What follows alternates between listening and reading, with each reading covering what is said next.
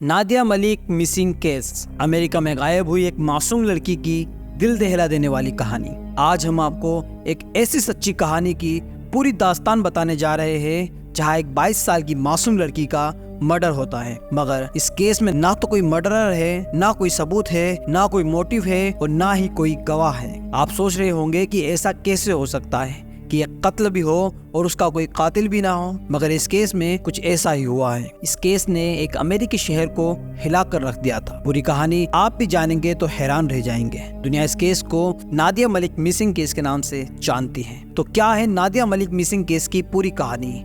चलिए जानते हैं सब कुछ पूरे डिटेल से इस वीडियो में। मगर कहानी शुरू करने से पहले अगर आपने इस चैनल को सब्सक्राइब नहीं किया है तो जल्दी से चैनल को सब्सक्राइब कर लें, क्योंकि मैं इस चैनल पर इस तरह की क्राइम वीडियोस लाता रहता हूं। तो चलिए शुरू करते हैं। ये कहानी भारतीय मूल की लड़की नादिया मलिक की है। नादिया अपने परिवार वालों के साथ अमेरिका के पेंसिल्वेनिया स्टेट के फिलाडेल्फिया नाम की जगह पर रहती थी। नादिया बचपन से ही पढ़ाई में काफी तेज थी। पढ़ाई के दौरान ही जब नादिया की उम्र यही कोई 15-16 साल की थी, तभी उसकी मुलाकात भारतीय मूल के ही भूपेंद्र गगन सिंह नाम के एक लड़के से होती है। भूपेंद्र भी उन दिनों फिलाडेल्फिया में ही रहा करता था। भूपेंद्र से मुलाकात के बाद ही नादिया की जिंदगी कई करवट लेना शुरू कर देती है। पहले वो ज्यादातर पढ़ाई में ध्यान लगाती थी और अपने आप में ही रहना ज्यादा पसंद करती थी। मगर भूपेंद्र से मिलने के बाद वो भूपेंद्र के लिए पागल सी होने लगती है। अब वो दिन रात भूपेंद्र से ही बात करती थी। अगर वो किसी और से बात भी करती थी तब भी वो अक्सर भूपेंद्र का ही जिक्र किया करती थी। इतना ही नहीं, जब भी मौका मिलता था परिवार वालों की मर्जी के खिलाफ भी जाते हुए ये भूपेंद्र से मिला करती थी।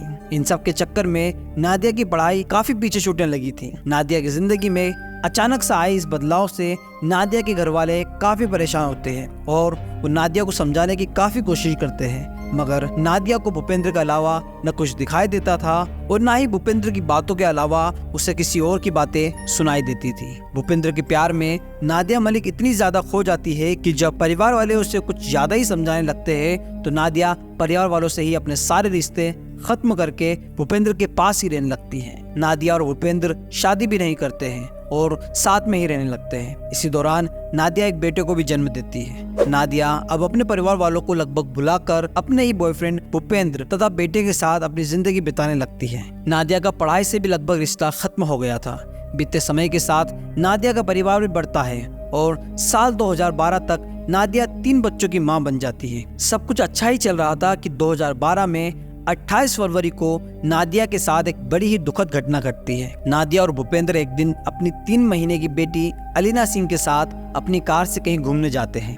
अब ये लोग मार्केट में ही थे, तभी अचानक से नादिया की बेटी को सांस लेने में तकलीफ होने लगती है। बच्चे की इस हालत को देखते हुए नादिया और भूपेंद्र उसे संभालने की कोशिश करते हैं, मगर उस बच्चे की स्थिति में कोई सुधार नहीं आता है। नादिया अपनी बेटी की हालत को देखकर बहुत ज्यादा परेशान होने लगती है, मगर यहीं भूपेंद्र एक ऐसा कदम उठाता है जिसकी उम्मीद नादिया ने कभी नहीं की थी। दरअसल मरी हुई बेटी को उसी हालत में छोड़कर भूपेंद्र वहां से ये कहते हुए भाग जाता है कि इसे तुम ही संभालो और तुम ही पुलिस को मदद के लिए फोन करो, मैं कुछ नहीं जानता। नादिया अभी कुछ कर ही पाती कि उससे पहले ही वो मासूम सी बच्ची बिल्कुल शांत पड़ जाती है। नादिया के बुलाने पर थोड़ी देर में पुलिस और मेडिकल टीम भी मदद के लिए आ जाती है, मगर तब तक नादिया की बेटी इस दुनिया से जा चुकी होती है। बच्ची की मौत की वजह को समझने के लिए पुलिस पोस्टमार्टम भी करवाती है, मगर हैरानी की बात ये होती है कि पोस्टमार्टम के बाद भी काफी गहराई से जांच करने के बावजूद ये पता नहीं चल पाता है कि आखिर इस बच्चे की मौत की वजह क्या है। हालांकि कुछ जांच में ये संकेत मिलते हैं कि बच्ची मस्कुलर डिसऑर्डर जैसी गंभीर बीमारी से ग्रसित थी, मगर इस स्थिति में भी अचानक से उसकी मौत स्वाभाविक नहीं लग रही थी। वैसे भी जब बच्ची का दम घुटने लगा था तो वहाँ से उसका पिता भूपेंद्र भाग निकला था। इसलिए पुलिस को शक होता है कि शायद भूपेंद्र ने ही तो इस बच्ची के साथ कुछ गलत नहीं किया है। इसलिए पुलिस मर्डर के एंगल से भी जांच करती है, मगर पुलिस को कोई सबूत नहीं मिलता है। इस तरह उस बच्ची की मौत का कारण एक रहस्य बनकर ही रह जाता है। इस घटना के बाद एक बार फिर से नादिया के परिवार वाले नादिया से संपर्क करते हैं और उसे समझाते हैं कि भूपेंद्र अच्छा लड़का नहीं है, तुम उसे छोड़कर वापस हम लोगों के पास आ जाओ। मगर नादिया कुछ भी सुनने को तैयार नहीं होती है और वो भूपेंद्र के साथ ही रहती है। नादिया भले ही अपने परिवार वालों के साथ नहीं जाती है, मगर बेटी की मौत के बाद भूपेंद्र के साथ उसके रिश्ते पहले जैसे नहीं रह पाते हैं। अब इन दोनों में अक्सर लड़ाइयाँ होती हैं। छोटी छोटी बात पर दोनों काफी लड़ते थे। नादिया की बहन मोना मलिक के मुताबिक अब भूपेंद्र अक्सर नादिया पर हाथ भी उठा दिया करता था। गाली गलौज और छोटी छोटी बात पर लड़ाइयाँ तो बेहद आम हो गई थी। कुछ समय तक तो नादिया ये सब कुछ झेलती है, मगर अब चीजें उसके बर्दाश्त से बाहर होने लगती है और अब वो भूपेंद्र को छोड़ने का मन बनाने लगती है। इसीलिए वो अब अपनी खुशी किसी और में ढूंढना शुरू कर देती है और इसी सिलसिले में उसकी मुलाकात थॉमस सिंह नाम के एक व्यक्ति से होती है। थॉमस सिंह यूएस आर्मी में कुछ साल तक अपनी सेवाएं देने के बाद वापस आया था और फिलहाल इंजीनियरिंग कर रहा था। धीरे धीरे नादिया थॉमस के करीब आने लगती है। थॉमस भी नादिया को पसंद करना शुरू कर देता है और वो नादिया से कहता है जितनी जल्दी हो सके तुम भूपेंद्र का साथ छोड़कर वापस आ जाओ। नादिया भी भूपेंद्र को जल्द से जल्द छोड़ना चाहती थी, मगर भूपेंद्र नादिया को छोड़ने के लिए तैयार नहीं होता है। इसी खींचतान के बीच कुछ और महीने बीत जाते हैं। अब साल आ चुका था 2014। प्यार से शुरू हुआ नादिया और भूपेंद्र का रिश्ता काफी जहरीला हो चुका था। नए साल में नादिया अपनी जिंदगी की नई शुरुआत करने की कोशिश करती है और इसी कोशिश के तहत वो एक बार फिर से अपनी पढ़ाई शुरू करती है। नादिया डॉक्टर बनने का ख्वाब पालते हुए मेडिकल एंट्रेंस टेस्ट की तैयारी करने लगती है। 2014 के जनवरी महीने में ही नादिया का प्री मेडिकल एग्जाम का फॉर्म एक्सेप्ट भी हो जाता है। इसी बीच फरवरी 2014 में भूपेंद्र सिंह को कहीं से थॉमस सिंह के बारे में पता चल जाता है। इसी के बाद नादिया और भूपेंद्र में काफी झगड़ा होता है और इसी झगड़े के दौरान भूपेंद्र सिंह नादिया की बुरी तरीके से पिटाई भी करता है। इस मारपीट से नादिया इतनी ज्यादा टूट जाती है कि फाइनली वो भूपेंद्र को हमेशा हमेशा के लिए छोड़ने का प्लान बना लेती है, मगर भूपेंद्र किसी भी कीमत पर नादिया को छोड़ने के लिए तैयार नहीं होता है। भूपेंद्र नादिया के नए बॉयफ्रेंड थॉमस को भी मैसेज करते हुए कहता है कि अगर तुम नादिया की जिंदगी से बाहर नहीं होते हो तो तुम कभी भी नादिया को नहीं देख पाओगे। इसका अंजाम बहुत बुरा होगा। जब नादिया बिल्कुल बेबस हो जाती है और भूपेंद्र की कैद से नहीं निकल पाती है तो वो अपने भाई खालिद मलिक को भी फोन करती है और उससे मदद की गुहार लगाती है। बहन की हालत को देखते हुए खालिद 9 फरवरी 2014 को भूपेंद्र सिंह को फोन करता है और उसे नादिया को छोड़ने के लिए कहता है। इस बात पर फोन पर ही खालिद और भूपेंद्र की काफी बहस हो जाती है। इसी बीच फोन पर ही बैकग्राउंड में नादिया की आवाज सुनाई देती है जो रोते हुए कह रही थी कि ये मुझे घर से बाहर नहीं जाने दे रहा है, इसने मुझे कैद कर लिया है, मुझे बचाओ। नादिया की आवाज सुनकर खालिद कुछ कह पाता उससे पहले ही फोन कट जाता है। फोन कटने के बाद खालिद कई बार भूपेंद्र के नंबर पर फोन करता है मगर बात नहीं हो पाती है। नादिया से भी संपर्क नहीं हो पाता है। इसी के बाद कुछ अनहोनी की आशंकाओं के साथ तुरंत खालिद पुलिस को फोन करते हुए घटना की जानकारी देता है। खालिद के फोन के तुरंत बाद पुलिस की एक टीम भूपेंद्र के घर पहुंचती है, मगर वहां ना तो भूपेंद्र मिलता है और ना ही नादिया। पुलिस आसपास के उन सभी संभावित जगहों पर छापेमारी करती है जहां भूपेंद्र जा सकता था, मगर कहीं से भी भूपेंद्र का कोई अता पता नहीं चलता है। 9 फरवरी 2014 की तारीख यूं ही बीत जाती है। नादिया और भूपेंद्र का कोई अता पता नहीं लगता है। इसी के बाद 10 फरवरी 2014 को नादिया के परिवार वाले आधिकारिक तौर पर पुलिस में जाकर भूपेंद्र सिंह के खिलाफ लिखित में शिकायत दर्ज करवाते हैं। भूपेंद्र के पास एक ब्लैक कलर की निशान कार थी।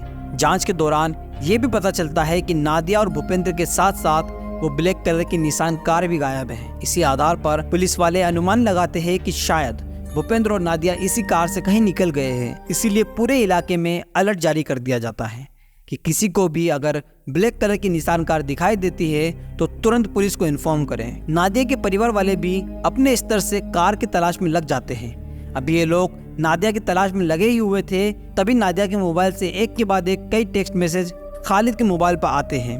ये मैसेज भूपेंद्र भेज रहा था।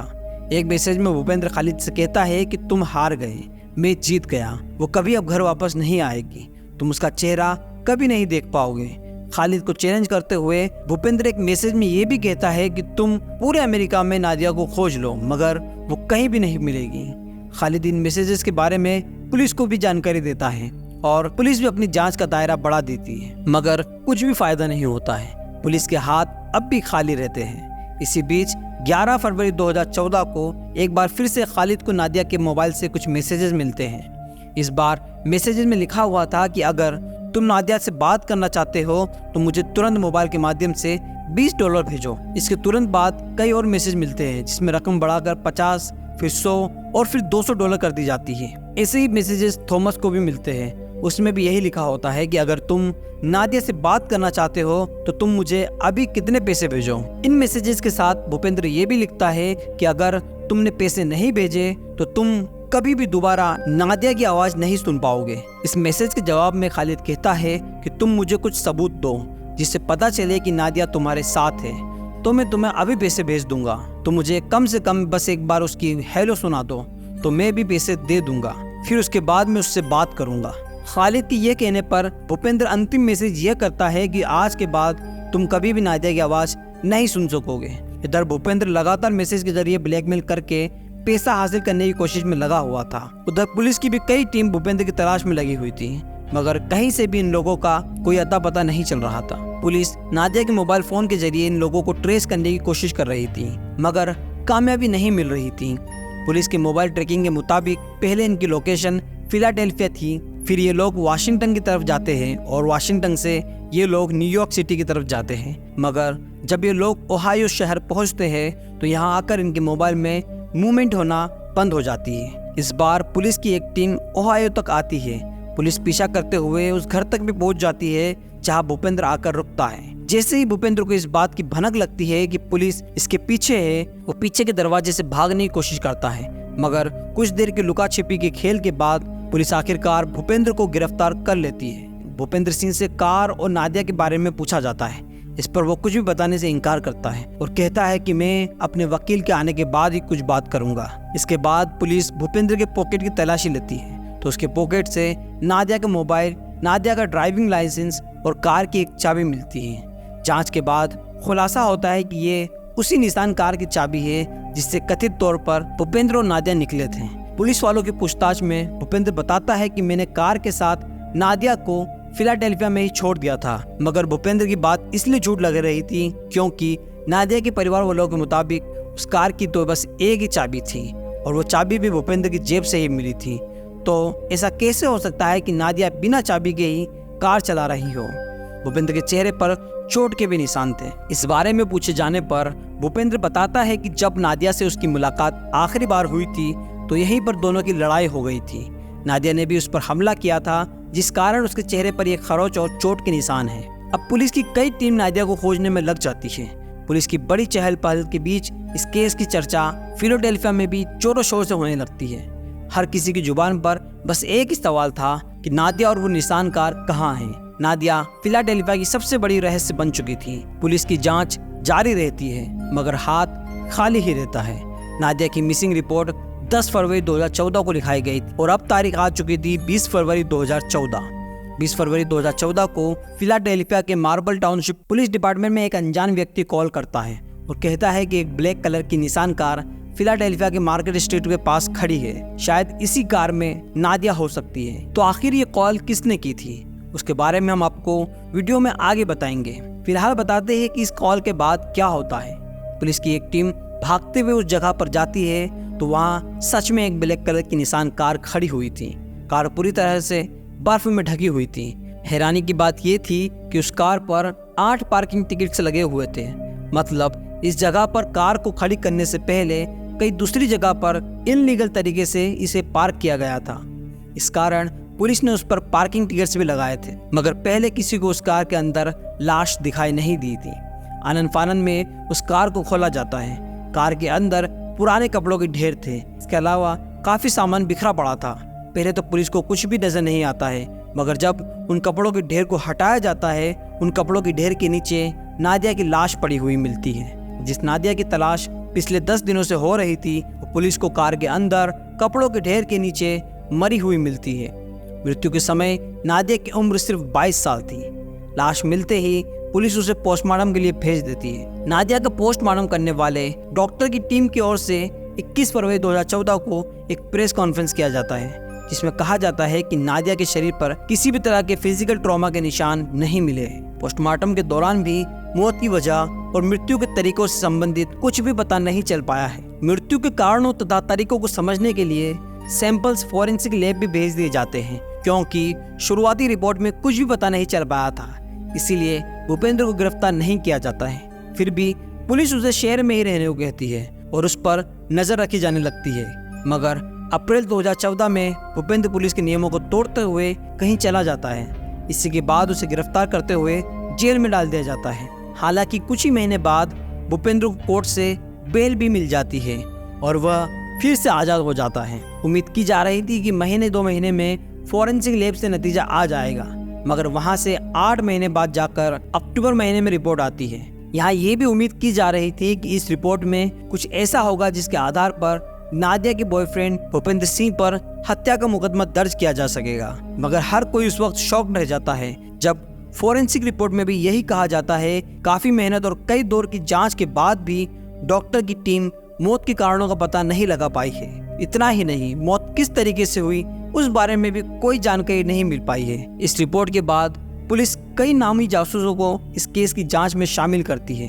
कई महीनों तक जांच चलती रहती है, मगर पुलिस के हाथ कोई जानकारी नहीं लगती है। हालांकि डिटेक्टिव अपनी पूरी जांच के बाद उनको मिले एविडेंस के आधार पर भूपेंद्र सिंह पर ही नादिया को जहर देकर हत्या का शक जताते हैं, मगर उनके पास कोई सबूत नहीं था। इसीलिए पुलिस भूपेंद्र पर कोई मामला दर्ज नहीं कर पाती है। काफी कोशिशों के बाद भी जब पुलिस को भूपेंद्र के खिलाफ एक भी सबूत या गवाह नहीं मिलता है तो फाइनली पुलिस कोर्ट में नादिया की हत्या को रहस्यमयी मौत बताते हुए क्लोजर रिपोर्ट फाइल कर देती है और अंततः कुछ ही महीने बाद ये केस बंद भी हो जाता है और भूपेंद्र आज़ाद अपनी जिंदगी जी रहा होता है। 22 साल की नादिया अपने 2 छोटे छोटे बच्चों को छोड़कर मर गई, मगर उसे किसी ने नहीं मारा। पुलिस द्वारा केस बंद किए जाने के बाद नादिया के परिवार वाले अपने स्तर से इस केस की जांच करवाने के लिए कुछ प्राइवेट डिटेक्टिव को भी हायर करते हैं। प्राइवेट डिटेक्टिव अपनी जांच में कुछ सबूत इकट्ठा करते हैं। उसके आधार पर नादिया के परिवार वाले फिर से पुलिस द्वारा इस केस को खोलने की अपील करते हैं, मगर प्राइवेट डिटेक्टिव द्वारा कलेक्ट किए गए एविडेंस की जांच के बाद पुलिस ये कहते हुए इस केस की दोबारा जांच करने से इनकार कर देती है कि उन सबूतों में कोई दम नहीं है। 2015 में नादिया का भाई खालिद मलिक नादिया की मौत से संबंधित जानकारी देने वाले व्यक्ति को पहले 50,000 फिर $1,00,000 का इनाम देने का ऐलान करता है। महीने बीत जाते हैं, मगर एक भी काम की जानकारी कहीं से भी नहीं मिल पाती है। वैसे प्राइवेट डिटेक्टिव ने जो सबूत इकट्ठा किए थे उसके आधार पर नादिया के परिवार वालों ने दावा किया नादिया को दाहिने हाथ में जहरीला इंजेक्शन भी लगाया गया था। इसी वजह से उसकी मौत हुई और ये इंजेक्शन किसी और ने नहीं बल्कि भूपेंद्र ने ही लगाया था। नादिया के परिवार वालों के मुताबिक भूपेंद्र ने पहले नादिया के हाथ में जहरीला इंजेक्शन लगा दिया और फिर कार को बंद करके सभी सबूत मिटाने के बाद नादिया को अंदर ही छोड़कर भाग गया। कुछ लोग कहते हैं कि शायद नादिया ने खुद ही आत्महत्या की हो, मगर इस बात में भी कोई दम नजर नहीं आता है क्योंकि आत्महत्या की पुष्टि करने वाले एक भी सबूत नहीं मिलते हैं। भले ही भूपेंद्र पर हत्या का मुकदमा दर्ज नहीं किया जा सका, मगर 2018 में एक स्थानीय अदालत ने इस केस की सुनवाई करते हुए भूपेंद्र को नादिया के परिवार वालों को $10 मिलियन का हर्जाना देने का आदेश दे दिया। कोर्ट जितने भी पैसे दिलवा दे, मगर सच तो ये है कि नादिया के कातिलों को नहीं पकड़ा गया। ये केस पुलिस की सबसे बड़ी नाकामी और नादिया के साथ हुई सबसे बड़ी नाइंसाफी है। अब चलिए बात करते हैं कि आखिर पुलिस वालों को वो अनजान कॉल किसने किया था। ऐसा कहा जाता है कि कॉल करने वाले व्यक्ति ने पुलिस से अपनी पहचान न जाहिर होने की शर्त पर ही कॉल की लोकेशन बताई थी, मगर नादिया के परिवार वालों के मुताबिक जहां पर कार खड़ी हुई थी उसके ठीक पीछे एक बड़ा सा रेस्टोरेंट था। उसी रेस्टोरेंट में ऑर्डर का इंतजार करते हुए एक व्यक्ति न्यूज़पेपर पढ़ रहा था। इत्तेफाक से उस न्यूज़पेपर में उसी निशान कार के साथ नादिया के गायब होने की खबर छपी हुई थी। इसी आधार पर उस व्यक्ति को लगा कि हो ना हो ये वही कार हो सकती है, क्योंकि उसने वो कार कई दिनों पहले से ही एक ही जगह पर खड़ी हुई देखी थी। बस इसी के बाद उसने पुलिस को फ़ोन किया। फ़ोन के बाद पुलिस आती है, जांच होती है, मगर उस सवाल का जवाब कभी नहीं मिल पाता है जिसका जवाब नादिया के परिवार वालों के साथ साथ सभी लोग जानना चाहते हैं। तो दोस्तों, आपके अनुसार नादिया का कातिल कौन हो सकता है तथा उसकी हत्या कैसे की गई होगी, क्योंकि वहाँ पर कोई भी सबूत नहीं मिला। इसमें आपकी क्या राय है कमेंट बॉक्स में ज़रूर बताएं। अगर आपको हमारी मेहनत पसंद आई है तो इस वीडियो को लाइक करते हुए शेयर भी करें ताकि बाकी लोग भी इस खौफनाक कहानी के बारे में जान सकें। अगर आपने अब तक इस चैनल को सब्सक्राइब नहीं किया है तो जल्दी से चैनल को सब्सक्राइब कर लें। तो दोस्तों, यह थी आज की कहानी। मिलते हैं नेक्स्ट क्राइम कहानी के साथ में। आप लोग सतर्क रहे, सुरक्षित रहे। धन्यवाद। जय हिंद।